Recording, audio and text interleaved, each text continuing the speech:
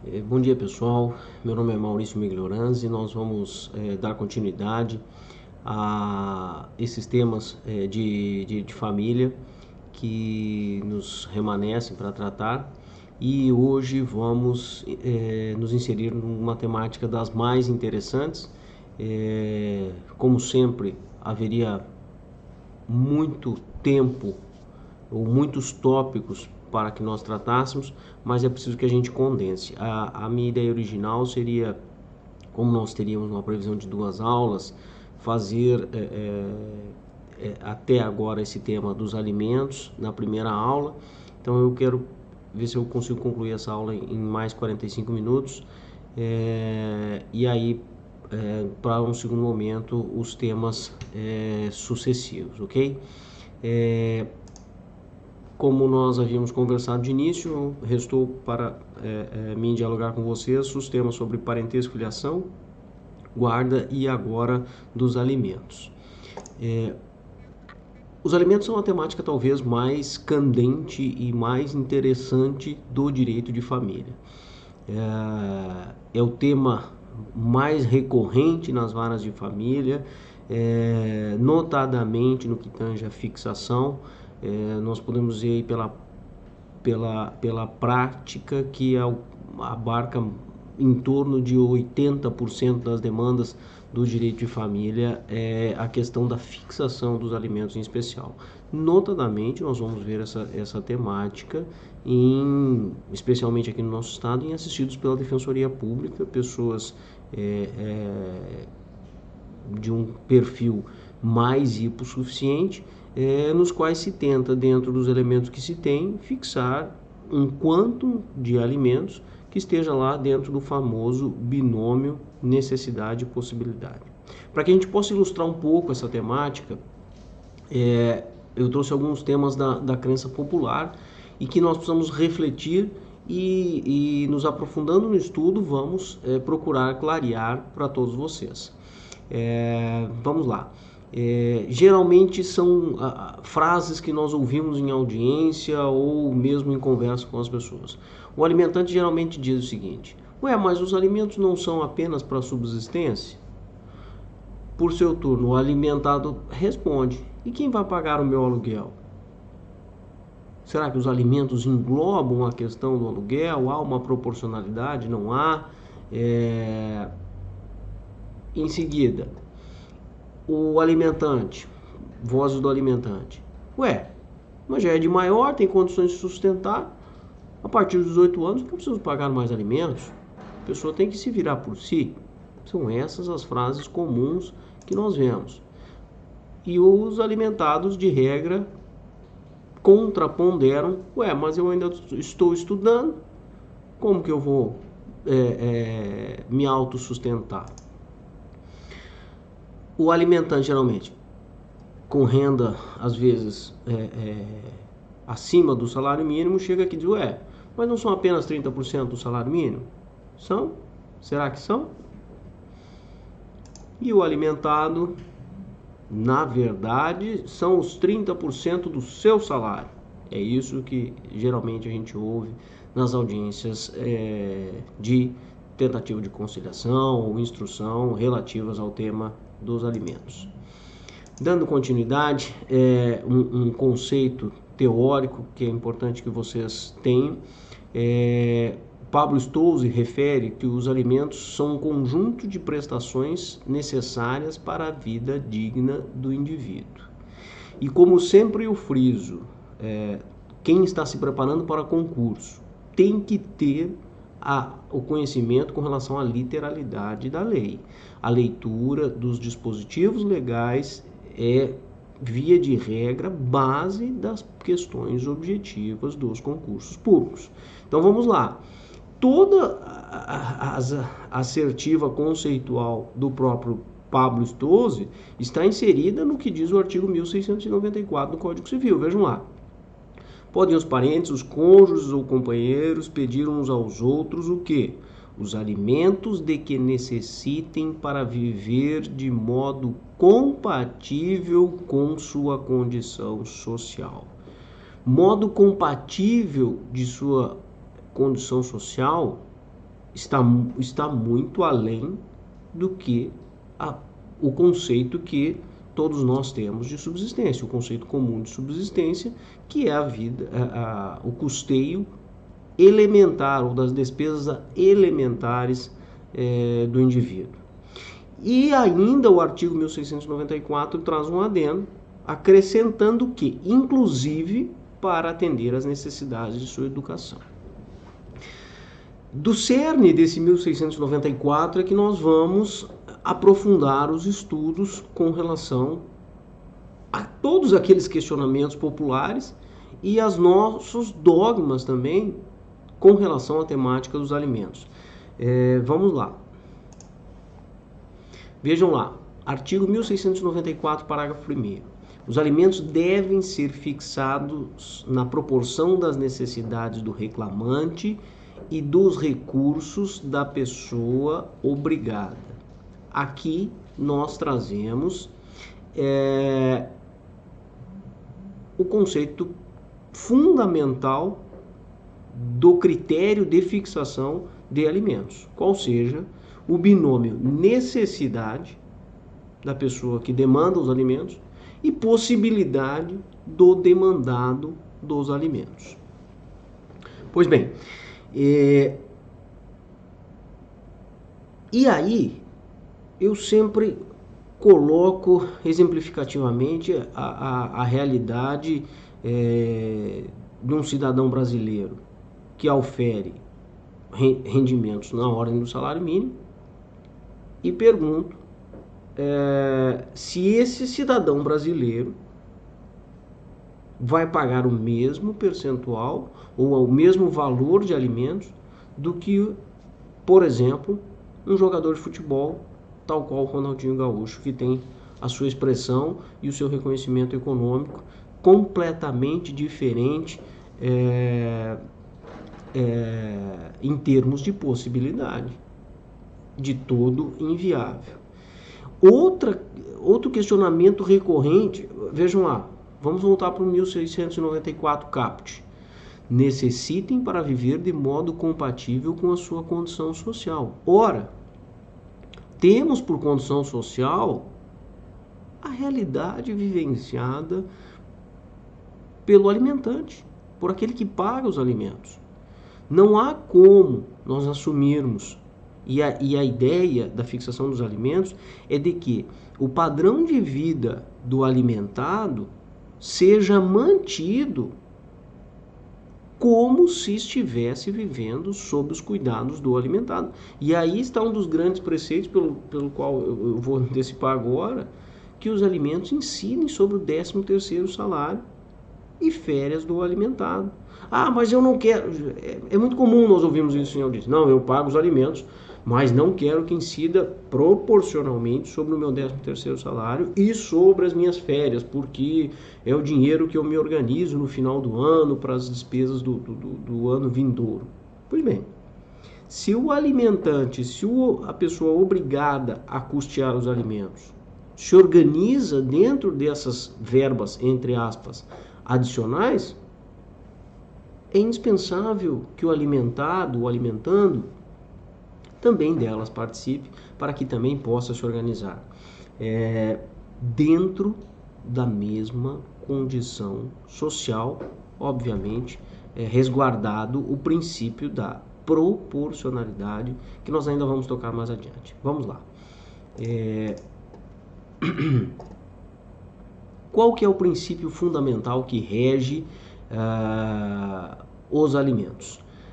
A dignidade da pessoa humana e o princípio também da solidariedade familiar. Vejam lá, o artigo 6º da Constituição Federal estabelece que são direitos sociais: a educação, a saúde, a alimentação, o trabalho, a moradia, o transporte, o lazer, a segurança, a previdência social, a proteção à maternidade e à infância, a assistência aos desamparados na forma da Constituição. O artigo 6º é citado como referência em termos de fixação,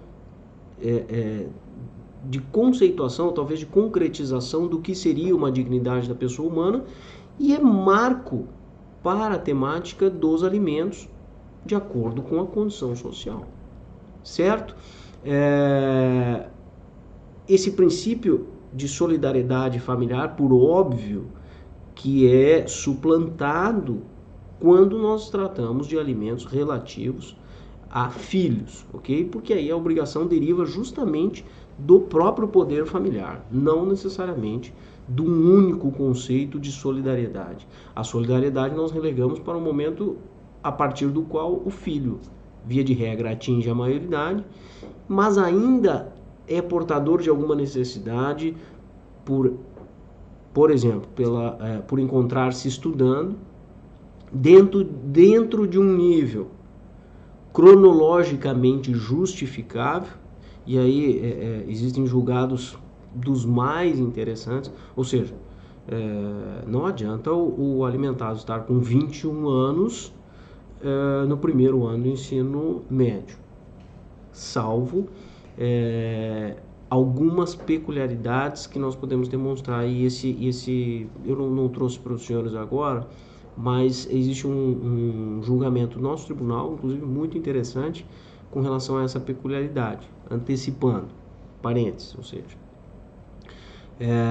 via de regra, é necessário que o alimentando encontre-se estudando cronologicamente na faixa etária compatível com o grau de escolarização em que ele se encontra. Mas, como a vida é rica e completamente distintas as relações, as realidades, nós encontramos já julgados que afirmaram o seguinte: em que pese a defasagem escolar do alimentando, verifica-se que os alimentos só foram fixados a partir dos 16 anos da alimentada. E fato que contribuiu, ainda que indiretamente, para o seu atraso escolar. Portanto, nesse caso concreto, numa condição peculiar, altamente peculiar e específica, onde a parte alimentada conseguiu demonstrar que a ausência de suporte financeiro do pai foi também um dos móveis que prejudicou seu desenvolvimento escolar, foi mantido o pensionamento mesmo diante da defasagem escolar que ela apresentava, certo? E via de regra, antecipando também, não se fixam alimentos, especialmente para filhos, com termo certo, ou seja, com extinção certa ou prazo determinado, o que não ocorre quando nós tratamos da temática relativa aos cônjuges, ou aos divorciados, ou aos conviventes que já não mais convivem. Fechamos parênteses e vamos em frente.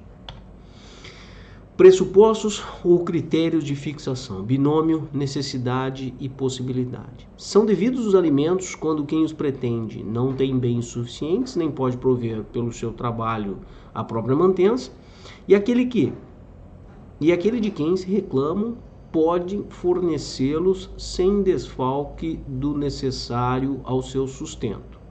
Mas o que seria, então, pergunto aos senhores, um desempregado pode prover alimentos? Vejam lá, e é importante que eu traga alguns julgados para vocês acompanharem a realidade dos entendimentos dos tribunais. Magistrado de primeira instância que fixou os alimentos em favor do autor em 30% dos rendimentos líquidos do réu ou 1/3 do salário mínimo, caso desempregado. Por quê? Mas como assim? Se o cidadão está desempregado, ele vai custear os alimentos, especialmente em se tratando de responsabilidade decorrente do poder familiar, a presunção de um ônus dele decorrente, por isso nós fixamos os alimentos mesmo para as pessoas desempregadas, certo? Se o cidadão de alguma forma logra sustentar-se, também é responsável por sustentar a sua respectiva prole. No caso concreto, observem, o alimentante, todavia, demonstrou não apenas ter outro filho para sustentar, mas de ter aptidão para a obtenção de trabalho com rendimentos de pequena monta, pelo que a destinação de 30% para apenas um membro da prole tem efetivo condão de gerar prejuízo ao sustento do genitor e do restante da prole. Pessoal, existe uma praxe dos tribunais, dos julgamentos, dos juízes de família, de compreender que 30% do salário mínimo seria o mínimo razoável a título de dignidade. Mas vocês estão vendo, e esse acórdão é importante, essa ementa, melhor dizendo, é importante por isso, que nós precisamos cotejar as realidades. E é por isso que disse que a lei é morta e o juiz é vivo. A nossa necessidade de interpretar e aplicá-la ao caso concreto. Mesmo que, suponhamos, um pai cuide do que mora com seus filhos, conviva com a mãe, seja empregado de um salário mínimo, ou esteja empregado com um salário mínimo, se ele tiver 8 filhos, obviamente que essa remuneração terá que ser dividida dentre os 8 filhos, certo? Então essa ementa parte justamente dessa compreensão. Uma vez demonstrado que o alimentante não tinha emprego certo, aptidão para a obtenção de trabalho com rendimentos de pequena monta, de que forma? Pessoas com baixo nível de escolaridade, afetos à prática de trabalhos braçais, etc, etc.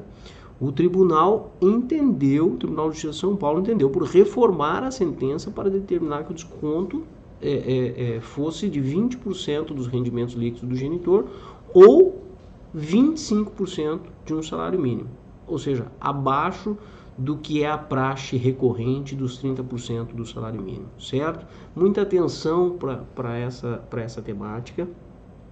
Lembrem sempre, em sede de prova, nós temos que separar o que se trata de prova objetiva, com questionamentos de ordem objetiva, que devem estar respaldados no que diz a lei seca, como nós vemos, e por outro lado, as provas de conteúdo aberto, onde se permite uma fundamentação em relação ao caso concreto. E esse acórdão seria um excelente questionamento de fase aberta de concurso, indagando aos senhores se há um mínimo de alimentos a serem fixados dentro de um padrão de dignidade e se esses poderiam ou não ser reduzidos de 30%, ok? Seguindo na questão dos pressupostos e critérios de fixação. Quem é o alimentado que pode prover o próprio sustento? Quem é o filho ou dependente de alimentos que tem condições de prover o próprio sustento e, portanto, pode ser exonerado? Vejam lá. Também julgamento do Tribunal de Justiça do Estado de São Paulo. Credor que completou a maioridade civil. Extinguiu-se o poder familiar, que altera a causa da obrigação alimentar. Ela deixa de ser decorrente da obrigação consolidada pelo poder familiar e passa a pautar-se no princípio da solidariedade familiar, como nós vimos acima. Necessidade de prova razoável da necessidade do filho, agora maior e capaz de que não pode prover o próprio sustento. Prova dos autos a indicar que o alimentado teve péssimo desempenho escolar durante os anos de formação até o ensino médio, com elevado número de faltas e reprovações. Notícia nas razões de apelação de matrícula em curso superior de letras, diverso daquele que manifestou interesse em cursar em sede de contestação, psicologia. Apelante matriculado em curso superior à distância, de modo que deve se organizar para trabalhar nos períodos em que não se dedica à faculdade, até porque é pessoa jovem, capaz e sadia. Genitor foi demitido da empresa onde trabalhava no curso de processo, encontrando-se desempregado, devida à exclusão do encargo alimentar. Pessoal, então quando forem consultados, vejam como é elucidativo essa ementa, né? É uma das coisas que eu sempre falo em audiência, especial para quando a gente tem adolescentes que comparecem à audiência, chegam a participar, é o destaque da importância para regularidade e aproveitamento escolar. certo? Vejam como esse caso, a defasagem escolar, o excessivo número de faltas, pesou para a exoneração de alimentos. Ora, se o cidadão não teve compromisso, ou não demonstrou compromisso para com seus estudos enquanto detinha o direito efetivo ao pensionamento, não se justifica que se prolongue mediante a inserção num curso à distância, que não exige comprometimento fixo de horário para seu aproveitamento, certo? Então, é uma dica muito importante para os alimentandos, para aqueles... Nós devemos orientar as pessoas, os alimentandos em especial, que tenham um regular aproveitamento escolar para evitar esse tipo de situação. Pressuposto e critérios de fixação ainda, vejam lá, tocávamos no ponto de um terceiro requisito. Falamos do binômio necessidade, da parte que precisa de alimentos, e possibilidade daquele que paga de provê-los sem prejuízo do próprio sustento. Mas a doutrina ainda traz um terceiro requisito, que é o da proporcionalidade ou razoabilidade, lato sensu falando, não vamos nos aprofundar na distinção. Pablo Stolze leciona que a fixação dos alimentos não é um bilhete premiado de loteria para o alimentando credor, nem uma punição para o alimentante devedor, mas sim uma justa composição entre a necessidade de quem pede e o recurso de quem paga. Pois bem, uma justa composição entre a necessidade de quem pede e o recurso de quem paga. Autoexplicativo. Autoexplicativo. Volto ao exemplo de Ronaldinho Gaúcho, ou Cristiano Ronaldo, ou empresários de condição destacada, ou servidores públicos de condição privilegiada, não podem pretender pagar pensão alimentícia de 30% do salário mínimo. Tampouco podemos imaginar que dentro de um rendimento super avantajado, como seria de um jogador de futebol, que os alimentos correspondam exatamente a 30% da sua remuneração. Ora, mas de que modo? Eu me recordo, eu acho que é válido a gente citar esses exemplos. Tive uma ação em que o pai era um empresário de destaque no estado de São Paulo e a mãe, a título de subsidiar o pedido de alimentos, fez uma listagem de compras computando 50 todinhos, acesso à internet, tablet de determinada marca, computador de determinada marca. É claro que nós precisamos dar uma condição de vida para o filho do Ronaldinho Gaúcho próxima daquilo que ele vive, talvez até com uma equipe de segurança privada dentro da realidade brasileira de segurança, mas isso não admite o exagero, o irrazoável, o desproporcional do que uma criança de 5, 6, 7, 8, 15 anos precise. Essa criança não precisa acumular, o alimentando não precisa acumular. E aí nós trazemos a temática para o seio da proporcionalidade e razoabilidade. Doutor, então posso dizer que para o meu cliente que vai ser fixado em 20%, se não é 30%, infelizmente nós não podemos dizer isso. Não existe um padrão na legislação, não existe um quantum definido na legislação, mas sim esses 3 pressupostos de que nós estamos tratando: necessidade, possibilidade e um critério de razoabilidade. Posso exemplificar ainda. 2 filhos de idades aproximadas, um saudável e o outro portador de uma necessidade especial, que necessite de um acompanhamento fonoaudiológico, que necessite de um acompanhamento médico mais constante, tratamento de saúde fora do seu domicílio. Todas essas circunstâncias autorizariam a fixação de percentuais de alimentos distintos para 2 filhos de faixas etárias muito próximas, certo? Daí a importância, e eu sempre destaco, do profissional do direito conhecer a temática e conseguir trazer os elementos comprobatórios de tudo isso, certo? Registre-se em existir qualquer determinação legal de percentagem, como eu havia mencionado, e o critério de fixação de alimentos pode ser determinado tanto em valores fixos quanto variáveis, e inclusive em natura, certo? Nada obsta que seja fixado em 10 sacos de arroz, 5 sacos de feijão, dessa ou daquela qualidade.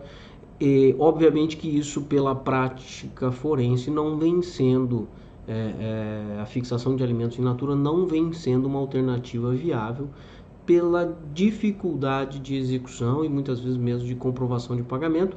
E mais, porque as necessidades dos alimentandos nem sempre são as mesmas. Dentro de determinadas realidades, talvez uma mãe tenha que optar por pagar a conta de água e deixar de comprar o Danone, né? Então a fixação em valor é muito mais proveitosa aos interesses do alimentando, certo? Vamos lá, seguindo nos pressupostos e critérios de fixação. Podem os alimentos ser fixados em percentual do salário mínimo? Interessante, tá, gente? É uma questão que já vem pacificada, mas não poderia deixar de tratar. Alguns anos havia um questionamento muito grande com relação à impossibilidade de fixação de alimentos em percentuais de salário mínimo pela vedação expressa da Constituição Federal, que não autoriza a equivalência a utilização do salário mínimo como critério de equivalência. Mas, por analogia ao verbete 490 da súmula do Supremo, a pensão que refere que a pensão correspondente à indenização oriunda da responsabilidade civil deve ser calculada com base no salário mínimo vigente ao tempo da sentença e ajustar-se às variações ulteriores. E também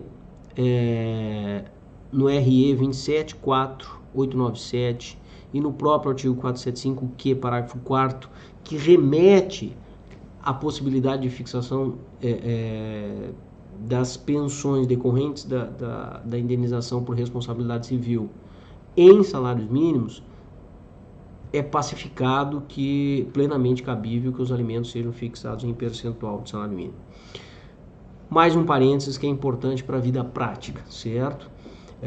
Atentem, caso atuando como advogados, como partes, ou mesmo na magistratura, no Ministério Público, que os alimentos devem ser fixados também, quando se trata de servidor público, em percentual correspondente à sua remuneração. Por quê? Porque é o melhor critério, ou critério mais real de acompanhamento da atualização do pensionamento. Vejam que os servidores públicos nem sempre recebem os seus reajustes de acordo com o critério de fixação ou de reajuste do salário mínimo. Portanto, essa distinção, e isso foi muito claro nos últimos 10 ou 15 anos, nos quais o salário mínimo teve um aumento destacado, uma valorização muito grande em relação ao próprio valorização dos salários dos servidores públicos. Nós tivemos pedidos de revisão de alimentos baseados unicamente nessa situação, ou seja, uma pensão que outrora correspondia a 10% dos rendimentos do servidor, mas fora fixada em salário mínimo, atualmente estava alcançando aí 20, 30 ou 40% dos rendimentos do servidor, dado o ganho de poder de compra de atualização do salário mínimo, ok? Vamos lá, características. Tratando-se de alimentos, a regra é a reciprocidade. Tudo de flui, pessoal, está na legislação. Qualquer dúvida que vocês tiverem, eu sempre relato, converso com a minha assessoria, com os estagiários que trabalham conosco. Antes de trazer a dúvida, se já consultaram a legislação, em seguida a jurisprudência ou a doutrina, porque as respostas estão ali, todas elas, felizmente, salvo algumas raras exceções. Então vamos lá. Podem os parentes, os cônjuges ou companheiros pedir alimentos uns aos outros, ok? Parentes, cônjuges ou companheiros. O direito à prestação de alimentos é recíproco entre pais e filhos e extensivo a todos os ascendentes, recaindo a obrigação nos mais próximos em grau, em falta de outros. Também é considerado sucessivo à vista de sua extensão, além dos ascendentes e descendentes, como também nos irmãos, não alcançando os colaterais, primos, tios, etc. Sucessivos, com relação a esse conceito da sucessividade, nós vamos tratar pontualmente pelas peculiaridades que ele traz, ok? Com relação à reciprocidade, os pais também demonstrando necessidade, baseado na mesma regra ou princípio da solidariedade familiar, também tem direito, como é sabido, de pedir alimentos aos filhos. Vamos lá. Subsidiariedade e complementariedade. Se o parente, artigo 1698, que deve alimentos em primeiro lugar, não estiver em condições de suportar totalmente o encargo, serão chamados a concorrer os de grau imediato. Sendo várias as pessoas obrigadas a prestar alimentos, todas devem concorrer na proporção dos respectivos recursos e, em tentada ação contra uma delas, poderão as demais ser chamadas a integrar a rede. Subsidiariedade e complementariedade. Vejam bem, o que esse artigo está nos colocando? Ele coloca que se o devedor de alimentos, em primeiro lugar, não tem condições, por exemplo, o pai, nós podemos chamar os respectivos avós. Mas, em se tratando de situação de pais vivos, que é indispensável a demonstração de que este não detém condições de custear os alimentos. Não é raro que nós nos deparemos com a seguinte situação: avós com uma estrutura econômico-financeira consolidada, pais em situação de carência ou de recursos bem inferiores aos dos avós, nos quais nós temos demandas dirigidas diretamente contra os avós ou contra o genitor e contra os avós. Aí nós precisamos fazer uma observação. Diverge a jurisprudência com relação ao cabimento desses alimentos que seriam complementares em vários tópicos, ok? Isso aqui é questão, fundamentação para questão aberta, questão de que vocês possam justificar. Primeiro, requisito fundamental: a comprovação de que esse genitor efetivamente não possui condições de pensionar. Segundo, caso esse genitor possua condições de pensionar, mas essa pensão não seja suficiente para atender às necessidades do alimentado, discute-se se é possível buscarmos ou não a responsabilidade complementar dos avós. Discute-se, ok? Por que discute-se, doutor? Vejam bem, a ideia geral é de que os pais sejam responsáveis pelos filhos, certo? Se esse pai tem condições de custear um salário mínimo, uma pensão alimentícia de 30% do salário mínimo, mas os avós possui uma renda de 10 mil reais, por exemplo, ou seja, além dos 10 salários mínimos, justifica-se ou não justifica-se que esse neto viva de acordo com a realidade dos avós? Ou seja, tendo complementada a sua condição social pela realidade social dos avós. Fica aí o ponto de interrogação. Nós temos posicionamentos aos mais diversos. Ressalvo o meu entendimento de que,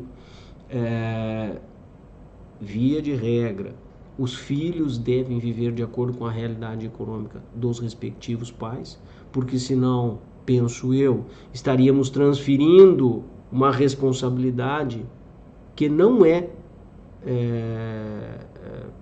pretendida ou inerente à condição de avós. Então eu me filio a essa compreensão de que sim, é subsidiária, e questiono a temática com relação à complementariedade. O que seria a complementariedade? Seria assim, bem, esse pai pode custear apenas 15% do salário mínimo a título de alimentos, e um mínimo de dignidade que se espera seria um pensionamento de 30% do salário mínimo. E os avós, tendo condições, poderiam complementar com esses outros 15%. Mas aí é uma questão muito controvertida, que fica aí a cargo dos argumentos, fundamentos e realidades do caso concreto, que só elas poderão demonstrar a presença ou não dos requisitos. A ideia do dispositivo legal, e se forem perguntados, é de que há sim subsidiariedade e complementariedade na busca dos alimentos, em especial quando superem o devedor originário. Pessoal, dando seguimento nessa discussão com relação à subsidiariedade, ok? Vejam lá, o Pablo Stolze refere o seguinte, que solidariedade, que a subsidiariedade seria uma solidariedade com preferência de pagamento, né?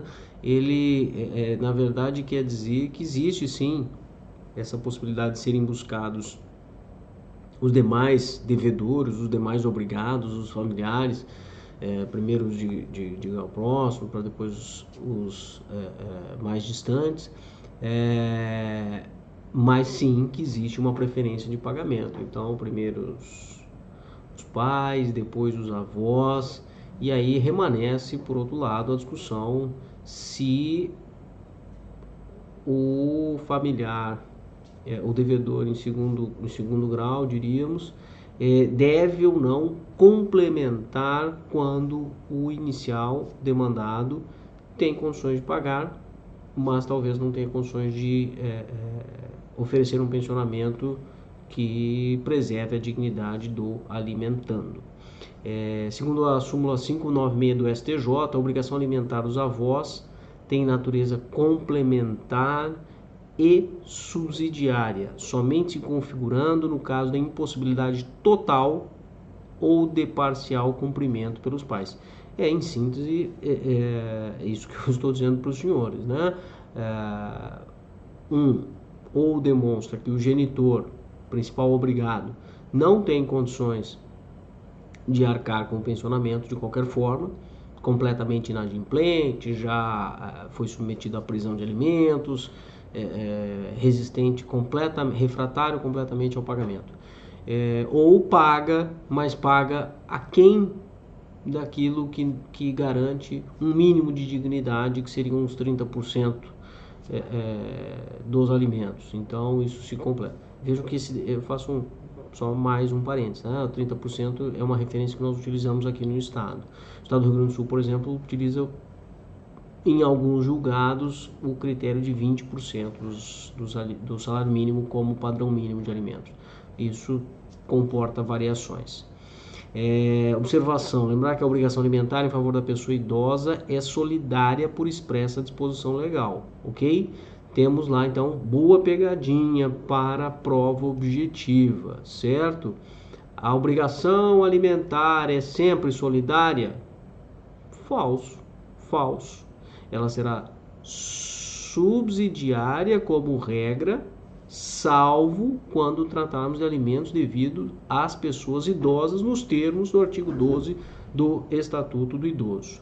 Não confundir a solidariedade que norteia a obrigação alimentar com seu caráter em regra. O princípio, não confundamos o princípio da solidariedade que norteia a obrigação alimentar, solidariedade familiar no caso, com seu caráter em regra subsidiário, ou seja, esgotamos primeiro um para depois seguirmos ao próximo devedor. Vamos agilizar um pouquinho, pessoal, a passagem desses slides, porque ainda temos bastante coisa para falar a título de alimentos. Características. Transmissibilidade. A obrigação de prestar alimentos transmite-se aos herdeiros do devedor. Temos outra questão aqui interessantíssima, que caberia horas de debate, né? Ela é uma inovação em relação ao Código Civil. Vejam lá, transmite-se aos herdeiros do devedor. A obrigação de prestar alimentos transmite-se aos herdeiros do devedor. Vamos lá. Primeiro ponto. Segundo a doutrina de Pablo Stossel, essa transmissibilidade se limita às forças da herança e mais, exige um título prévio ao falecimento, ou seja, exige uma sentença judicial ou um acordo extrajudicial que tenha fixado esses alimentos. Não, mas se não tem, se esse reconhecimento é pós-morte, se o reconhecimento de paternidade, por exemplo, é pós-morte ou se a dívida é originada após a morte, de que modo vai se transmitir? Não se transmite, porque em tese a obrigação é individual, personalíssima do devedor de alimentos. Por quê? Porque é, em regra, uma obrigação decorrente do poder familiar, certo? Por isso não transmissível aos herdeiros.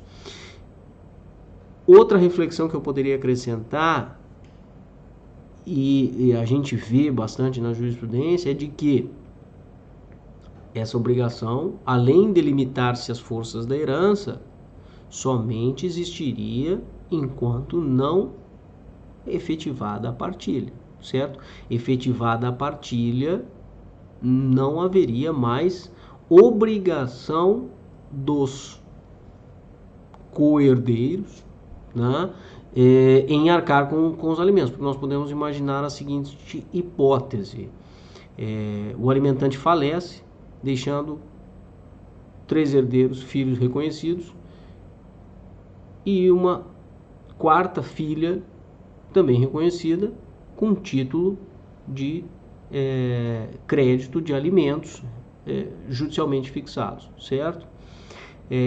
Até que seja concretizada a partilha, o espólio ou os herdeiros restariam responsáveis pelos alimentos fixados.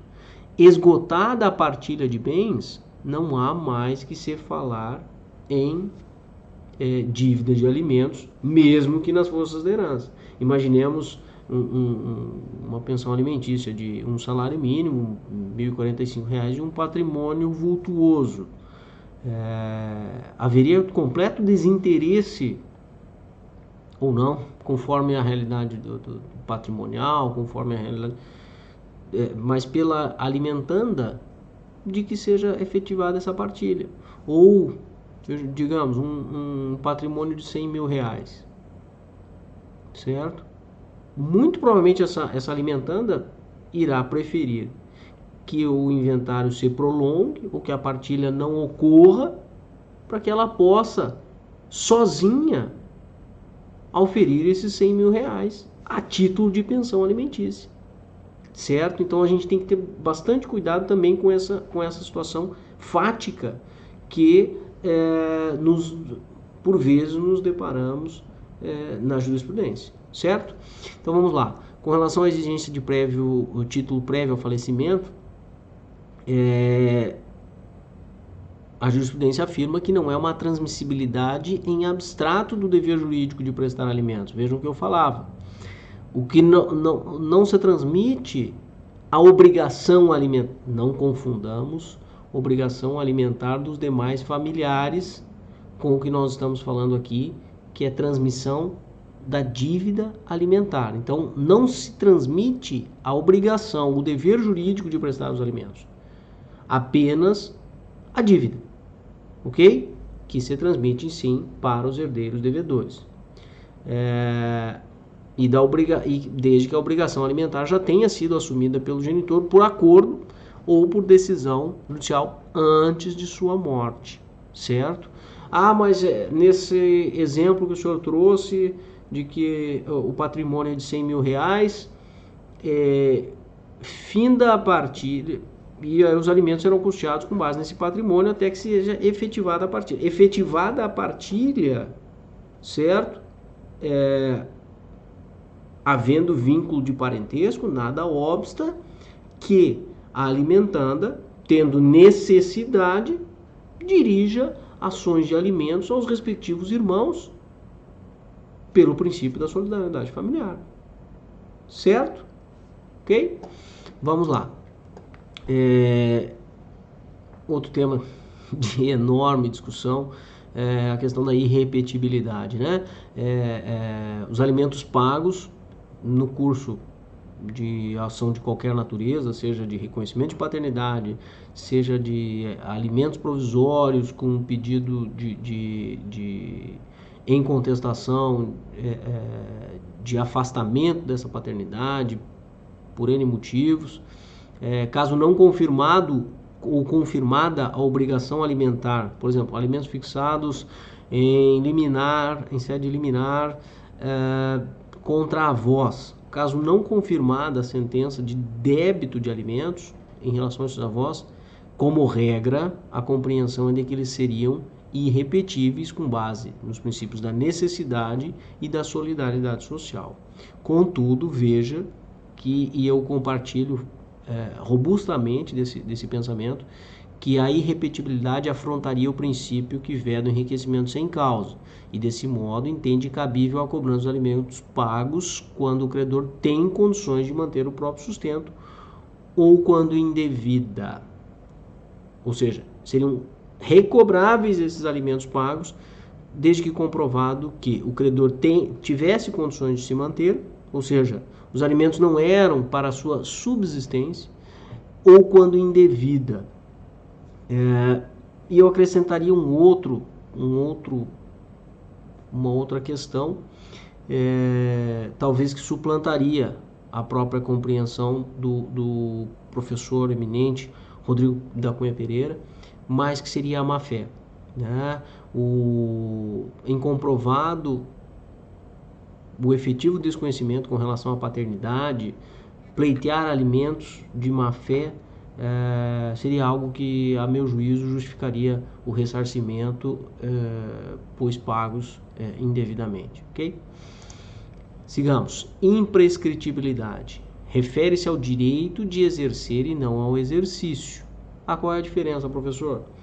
Bem, direito de exercer e não o exercício. Ok? O direito a alimentos é absolutamente imprescritível e irrenunciável. Nós vemos muitas ações de alimentos ou ações de divórcio, extinções de união estável, nos quais uma das partes renuncia ao direito a alimentos. Essa cláusula é completamente questionável, porque à vista do princípio da dignidade da pessoa humana de que falávamos, do princípio da solidariedade familiar, não há que se falar em renúncia a direito de alimentos. Podemos cogitar da hipótese de um casal divorcia-se, ambos têm condições, são autônomos, têm os respectivos empregos, as respectivas colocações, e no dia seguinte a pessoa sofre um acidente e vem a ficar incapaz. Não tendo outros meios ou outros membros de família capazes de amparar a sua necessidade, o princípio da solidariedade familiar, que se estabeleceu em virtude da união à vida ocorrida, é capaz de impor, sim, a obrigação alimentar a essa pessoa, certo? Então, o que é imprescritível é o direito a alimentos. O que é prescritível é a possibilidade de exercício desse direito. Eu tenho uma dívida de alimento, eu sou maior de idade e eu tenho uma dívida de alimento de 4 anos que o meu pai ou que o devedor alimentante não paga. Esses 2 anos, a partir da data em que o alimentando atingiu a maioridade, estão prescritos, certo? Uma questão interessante: a prescrição dos alimentos para o filho flui a partir dos 16 anos? Vejam lá o que fala o artigo 3º e o artigo 191 e 197, inciso 2 do Código Civil. Vamos lá.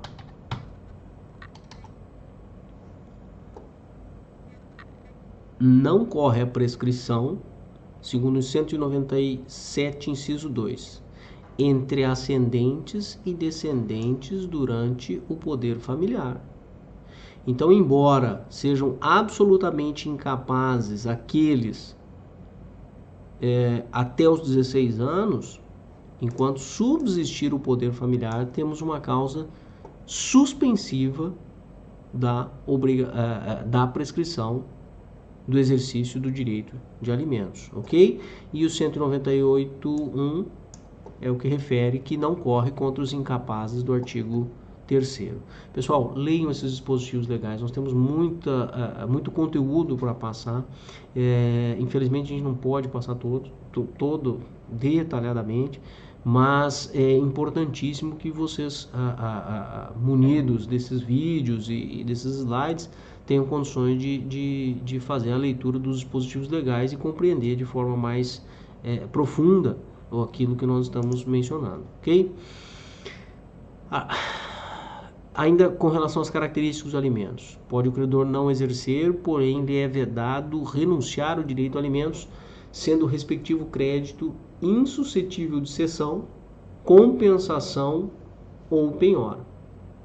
Observem bem, com relação à renúncia, nem vou mais tocar, porque acabamos de falar, mas o crédito dos alimentos também é insuscetível de cessão, compensação ou penhora, dada a sua sobrelevada característica que eu não preciso reprisar aqui, né? Admite a renunciabilidade dos alimentos entre cônjuges e companheiros de forma discutível, né? Tem se admitido, se homologam muitos acordos dessa natureza, mas essa renunciabilidade também tem sido muito questionada perante os tribunais em hipóteses excepcionais, ok? Quanto às fontes normativas, as fontes legais derivadas do direito de família, convencionais decorrentes da autonomia privada, e também nós temos fontes de débito dos alimentos legais. E aqui eu destaquei as fontes derivadas do direito obrigacional, no caso de indenizações e responsabilidade civil, mas também temos essa que vimos um pouco acima, que se refere à dívida alimentar decorrente das relações familiares, mas que tem uma previsão legal expressa no Estatuto do Idoso, ok? Quanto à natureza, são civis ou congruos, não se limitam a esses nomes, pessoal, infelizmente, às vezes são cobrados em provas de concurso, né? Então, é importante que vocês tenham pelo menos a noção, né? Os alimentos civis ou congruos não se limitam à subsistência, mas à preservação da condição social. Nada além daquilo que falamos. E os naturais são os estritamente relacionados à subsistência em caso de culpa. Nós vamos tratar desse tema um pouquinho mais adiante, com relação à culpa no debate relacionado aos alimentos.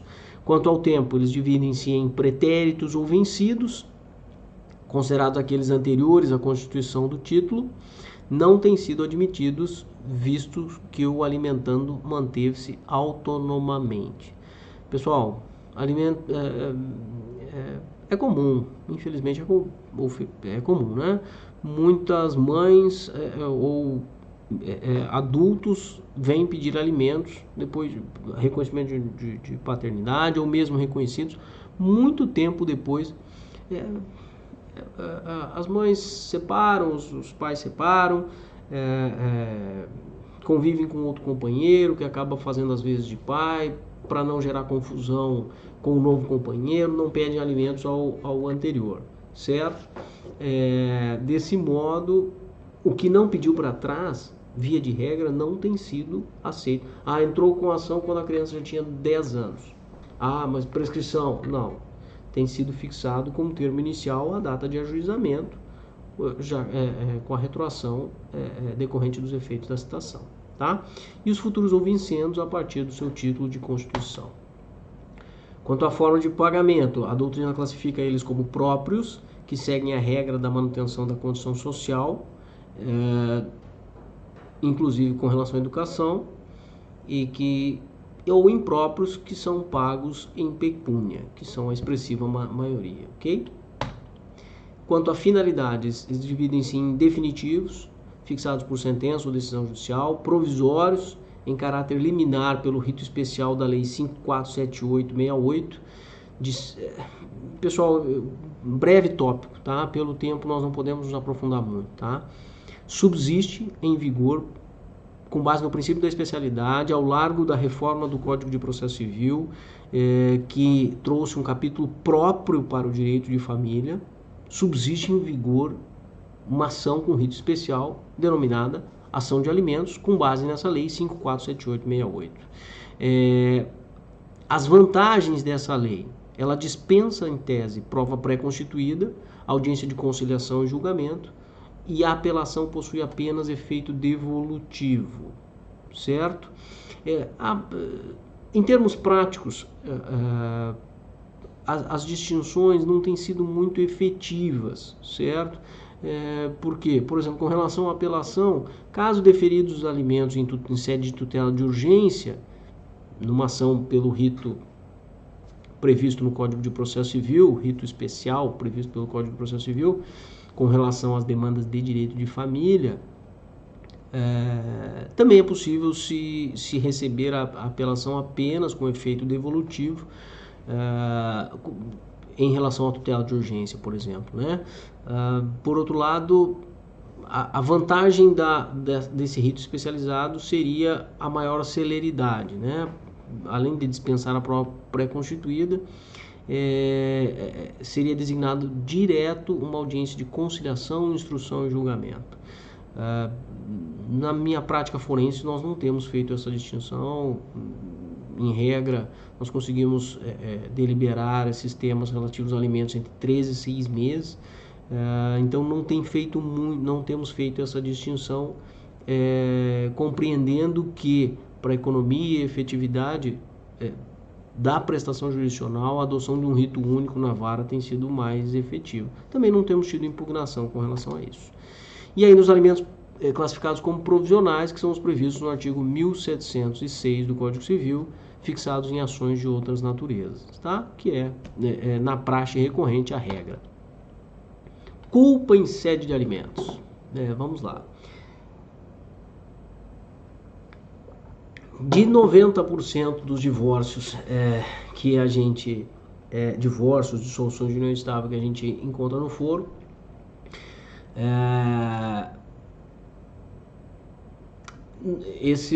essa grande, maciça maioria, esses 90%, nós encontramos partes que uma atribui a responsabilidade do término do relacionamento à outra. Essa temática vem bem tratada em um dos livros da professora Maria Berenice Dias, no qual, resumidamente, ela coloca o seguinte: a culpa é sempre recíproca. Tá? O término de um relacionamento não está relacionado à conduta exclusiva de um e nem à conduta exclusiva de outro, mas sim a antigamente chamada incompatibilidade de gênios, que vai gerando um desgaste do relacionamento, objetivos diferentes, etc, etc, etc. Então, por N motivos, tanto da psicologia, trazidos para o direito, nós não temos mais, em termos práticos, discutido a culpa, em especial no tocante à temática dos alimentos. Porém, a legislação ainda fala em culpa, e eu gostaria que vocês acompanhassem comigo lá. 1702, na separação judicial litigiosa, que não temos mais, sendo um dos cônjuges inocentes e desprovido de recursos, prestar-lhe-á ao outro a pensão alimentícia que justifique fixar, certo? Se um dos cônjuges separados judicialmente vier a necessitar dos alimentos, será o outro obrigado a prestá-los mediante pensão a ser fixada pelo juiz, caso não tenha sido declarado culpado na ação de separação judicial. Parágrafo único. Se o cônjuge culpado vier a necessitar de alimentos e não tiver parentes em condições de prestá-lo, nem aptidão para o trabalho, o outro cônjuge será obrigado a assegurá-los, fixando um valor indispensável à sobrevivência, certo? Então sairia daquele conceito amplo de preservação da condição social para a limitação à sobrevivência. Precisamos saber isso? Precisamos, que está no Código Civil, certo? Se for uma questão objetiva, transmudando o que diz o Código Civil, temos que responder de acordo. Agora, se houver um espaço para fundamentação ou o questionamento trouxer a compreensão atual do direitos de família, afasta a discussão sobre a culpa em sede de alimentos, positivo, ok? Prisão do devedor de alimentos. Verbete 309 da súmula do STJ. O débito alimentar que autoriza a prisão é o que compreende as três prestações anteriores à citação e as que se vencerem no curso do prazo. Dúvida zero com relação a essa temática, tá? Não temos questionamentos sobre esse tema. Antes, o procurado, o advogado ou advogada, para promover uma execução de alimentos, deverá computar exclusivamente os valores vencidos nos últimos 3 meses antes de ser juizada a ação, certo? O cálculo deverá ser instruído dessa forma. Com relação à aplicação do artigo 916 do depósito de 30% de quitação de 6 parcelas, pessoal, é uma posição bem peculiar minha, tá? A jurisprudência rechaça a aplicação desse artigo 916, leiam por gentileza, ele está inserido lá nos tópicos de cumprimento de sentença gerais, não no tópico de cumprimento de sentença de alimentos, mas eu tenho entendido pela sua aplicação, especialmente porque muitas vezes a recusa da mãe ou do alimentando não traz um elemento concreto que justifique por que não autorizar o parcelamento. Sim, mas a dívida é indispensável, o caráter alimentar da dívida, etc. Mas são recorrentes as hipóteses de que essa recusa à admissão de um parcelamento torna inviável a quitação da dívida, mesmo porque, embora só se prenda em tese pelos 3 últimos meses, aqueles que se acumulam no curso do processo são considerados como vencidos e não afastam a dívida prisional, ou seja, em muitas situações o executado é citado, ou ao ser citado já se passaram mais 2 ou 3 meses do ajuizamento do cumprimento de sentença, e aí ele se depara com uma dívida de 6 meses de pensão em atraso, que ele não vai conseguir cumprir em 3 dias, como é a regra do CPC, certo?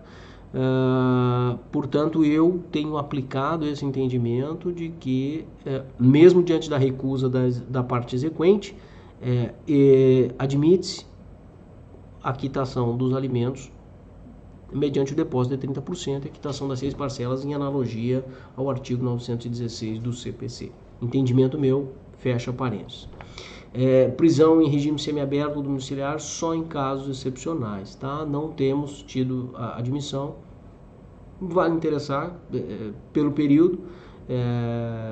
O Tribunal de Justiça de Mato Grosso do Sul, por meio do desembargador Bonaccini, de forma brilhante e antecipada, antecipou-se ao próprio Superior Tribunal de Justiça e deliberou no sentido de, no curso das restrições relativas à pandemia do coronavírus, colocar em liberdade, ou melhor dizendo, em prisão domiciliar, os presos de alimentos, certo? Então, nesse período de restrições sanitárias que estamos vivendo, todos os presos de alimentos estão em prisão, em regime de prisão domiciliar, certo? Revisão e exoneração. A regra é a alteração do binômio necessidade e possibilidade. A necessidade de mantença subsiste à maioridade com base no princípio da solidariedade familiar. E não se confunde em extinção do poder familiar com extinção da obrigação alimentar. Aquilo que nós falávamos de que não há que se falar em cláusula de extinção automática de pensão alimentícia ou da obrigação alimentar, como queiram, certo? Esses acordos, inclusive envolvendo menores, o Ministério Público tem impugnado todos. Ponto. A construção da nova prole não justifica o redimensionamento. Discussão. Existe uma jurisprudência bastante consolidada de que, exemplificativamente, o pai que tem novo filho não tem autorização ou não se encontra legitimado a reduzir o valor da pensão. Mas já há vozes novas nos tribunais reconhecendo que, diante da nova prole, ainda que o alimentando residisse com o pai, esse salário, que continua o mesmo, seria dividido da mesma forma. Então já há vozes dos tribunais autorizando o redimensionamento em caso de nova prole. E, por fim, é cabível a exoneração nos próprios autos, desde que preservado o contraditório. Essa é uma informação bem interessante para termos práticos em especial. Uma das problemáticas, nós sabemos, do processo judicial é a questão das custas processuais e, em muitas situações, as partes, por meio de seus advogados, ajuizam uma ação de exoneração, com pedido de exoneração de alimentos. Essa ação tem um custo, o custo é calculado com base em 12 prestações de alimentos, conforme prevê o Código de Processo Civil, e aí se vem de frente um valor que não conseguem pagar e pedem justiça gratuita, vai se reiterando. Quando é possível que, por meio de simples petição, nos próprios autos em que foram fixados os alimentos, seja pleiteada a exoneração. O procedimento vai se desenvolver quase como uma nova ação, porque é indispensável a intimação, digamos assim, do alimentando, que vai justificar se tem necessidade ou não, se subsiste essa sua necessidade dos alimentos ou não. Mas, pelo fato de se tratar de um procedimento endoprocessual, não se exigem custas prévias para a distribuição desse pedido, e muitas vezes são situações consolidadas em que se obtém êxito numa conciliação, por exemplo, para exoneração sem qualquer custo, ok? Pessoal, nós estamos já bastante avançados no horário. Temos lá a legislação que trata dos alimentos gravídicos, uma legislação muito importante. Eu gostaria que vocês dessem uma olhada, certo? Fica aqui a minha menção en passant com relação ao tema. E eu gostaria de finalizar agradecendo a atenção de vocês. O tema é interessantíssimo, cabe horas e horas de aula. É uma pena que a gente não tenha conseguido fazer essa aula presencial. Espero ter transmitido algumas informações, um breve resumo daquilo que a gente encontra na jurisprudência, na doutrina. Reforço a importância de que vocês acompanhem os dispositivos legais. Em breve nós estaremos disponibilizando aí os demais vídeos com relação aos demais temas. Obrigado, bom dia.